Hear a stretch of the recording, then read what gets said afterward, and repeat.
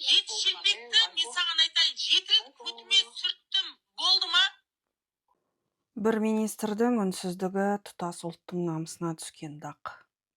Құрметті отандастар, 2025 жылдың 2 қазанында мен тағы да Мәдениет министрлігіне қарсы талап арыз бердім. Дерлік 2 жыл бойы мен әділдік іздеп келемін, ал бұл уақыттың бәрінде мемлекеттік органдар үнсіз. Мен соттарға жүгіндім, дәлелдер жинадым, медиациядан өттім. 25 жылдың 29 сәуірінде Мәдениет министрлігімен медиативтік келісімге қол қойылды. Онда министрлік жеті-шелпек дәстүрін қорлағандарды жауапқа тарту үшін Ішкі істер министрлігіне жүгінуге міндеттеген болатын. Ал нәтиже қандай? Уәделер қағаз бетінде қалды. Мәдениет министрлігі үнсіз, Ішкі істер министрлігі үнсіз.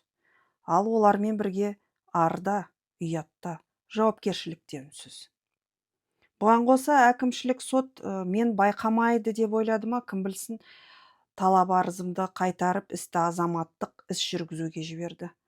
Бірақ мен апелляциялық шағым бердім.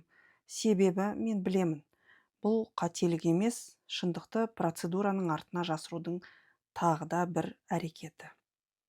Сондықтан мен істі қайта көтердім, өйткені бейқамдық ол зорлықтың бір түрі.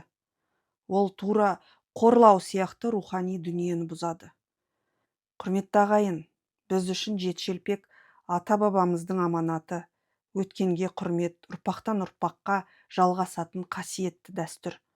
Ал біреулер үшін бар болғаны жеке гигиена құралы.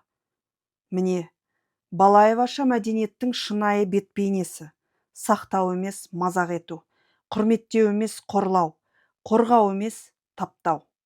Дәл осындай Аида Балаеваның немқұрайлылығының арқасында Оразбаева секілділер өздерін жазасыз сезінеді. Мәдениетті таптауға жол берген министр құрметке лайық емес. Аида Балаева, сіз мәдениетті қорғаушы атағынан айырылдыңыз. Бүгінде сіз халық үшін сатқындық пен бейжайлықтың символысыз. Бүгін қасиетті мен мысқылдап ойнағандар ертең өздері былғаған нәрсені жұтады. Өйткені өмір адам менсінбегеннің дәмін міндетті түрде қайта таттырады. Жейтін әрбір шелпегіңізде осы халықтың аштық жылдарын, талай ананың көз жасын, талай баланың аштықтан үзілген үнін еске алыңыздар. Сол естелік әр түйір нанмен бірге тамағыңыздан өтіп бара жатып, жүрегіңізді тырнап өтсін. Сонда ғана сіздер дәстүр деген сөздің салмағын түсінетін шығарсыздар. Бірақ қайдам?